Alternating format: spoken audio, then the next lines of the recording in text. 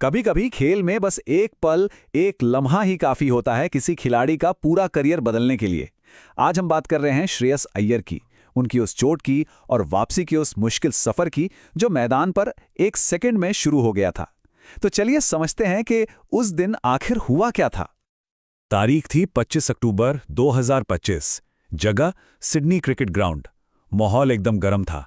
भारत और ऑस्ट्रेलिया के बीच तीसरा वनडे मैच चल रहा था और जाहिर है टेंशन और एक्साइटमेंट दोनों ही पीक पर थे। और तभी फील्डिंग करते हुए श्रेयस अय्यर ने एक मुश्किल कैच के लिए डाइव लगाई, लेकिन उनकी लैंडिंग बहुत ही अजीब तरीके से हुई। वो सीधे अपने बाईं निचली पसली के बल जमीन से टकराए। उस एक पल में सच में किसी को अंदाजा नहीं था कि ये चोट कितनी गहरी और कितनी गंभीर होने वाली है। मैदान पर जो हुआ वो तो सबकी आंखों के सामने था, लेकिन असली कहानी तो पर्दे के पीछे शुरू हुई, जब मेडिकल जांच हुई और उस जांच ने एक बहुत ही सीरियस अंदरूनी चोट का खुलासा किया। जब शुरुआती जांच और स्कैन रिपोर्ट्स आईं तो एक नाम सामने आया, स्प्लीन लैसरेशन। अब ये सुनने में ही इतना कॉम्प्लिकेटेड लगता है ना? तो सवाल यही था कि आखिर ये है क्या भला? चलिए इसको थोड़ा आसान भाषा में समझते हैं। स्प्लीन, जिसे हम हिंदी में तिल्ली या प्लीहा भी कहते हैं, हमारे पेट के लेफ्ट साइड में ऊपर की तरफ होता है। इसका मेन काम है खून को फिल्टर करना और हमारे इम्यून सिस्टम को सपोर्ट करना। और लैसरेशन का सीधा साधा मतलब है उस अंग में चोट लगना या उसका फट जाना, जो कि आप समझ सकते हैं एक बेहद गंभीर मेडिकल कंडीशन है। अच्छा, अभी इतना सीरियस है क्यों? सबसे बड़ी वजह है कि इससे शरीर के अंदर ब्लीडिंग शुरू हो जाती है और इंटरनल ब्लीडिंग जानलेवा तक हो सकती है। इसीलिए मरीज को किसी भी तरह की जोरदार एक्टिविटी से बिल्कुल दूर रखा जाता है और इसकी रिकवरी में भी अच्छा खासा लंबा वक्त लगता है। लेकिन राहत की बात यह रही कि मेडिकल टीम ने फौरन एक्शन लिया। कुछ ही देर बाद बीसीसीआई की तरफ से एक बहुत ज़रूरी अपडेट आया कि श्रेयस की इंटरनल ब्लीडिंग को कंट्रोल कर लिया गया है और उनकी हालत अब स्थिर है।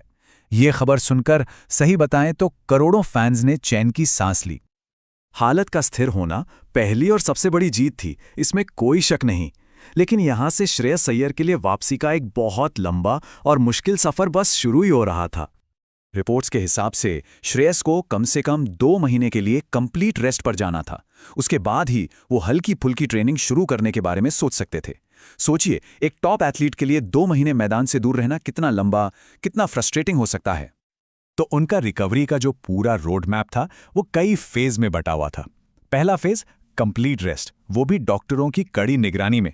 दूसरा फेज अगले 2 महीने या उससे ज्यादा, जिसमें लगातार स्कैन होंगे, रीहैब पर नजर रखी जाएगी और जोरदार एक्टिविटी तो बिल्कुल भी नहीं।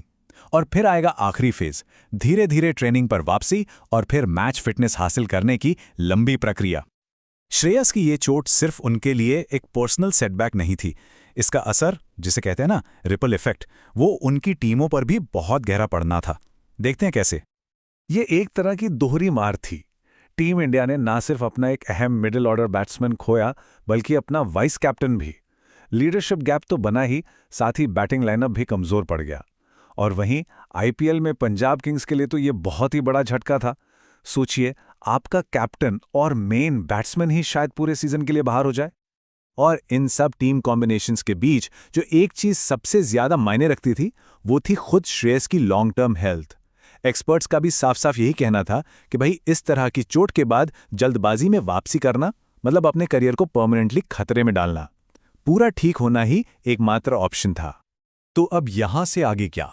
एक फैन के तौर पर, एक क्रिकेट फॉलोअर के तौर पर, श्रेयस अय्यर की वापसी की इस कहानी में हमें किन किन पड़ावों पर अपनी नजरें टिकाए रखनी चाहिए? कुछ खास माइलस्टोन्स हैं जिन पर हमें नजर रखनी होगी। सबसे पहले बीसीसीआई की तरफ से आने वाला कोई भी ऑफिशियल मेडिकल अपडेट, फिर वो खबर जब वो हल्की फिटनेस ड्रिल शुरू करेंगे, उसके बाद सबसे बड़ा पल, उनका पहला नेट सेशन, और आखिर में वो घोषणा जब उन्हें सिलेक्शन के लिए अवेलेबल बताया जाएगा। हर एक कदम उनकी वापसी की कहानी में एक नया चैप्टर जोड़ेगा। और आखिर में हम इस कहानी को एक बड़े सवाल के साथ छोड़ते हैं कि जब श्रेयस अय्यर पूरी तरह से फिट होकर मैदान पर वापस आएंगे तो ये गंभीर चोट और ये लंबा ब्रेक उन्हें एक खिलाड़ी के तौर पर कितना बदल चुका होगा। क्या हम एक ज्यादा सावधान श्रेयस को देखेंगे या फिर एक और ज्यादा मेंटली स्ट्रांग प्लेयर को? ये देखना वाकई दिलचस्प होगा।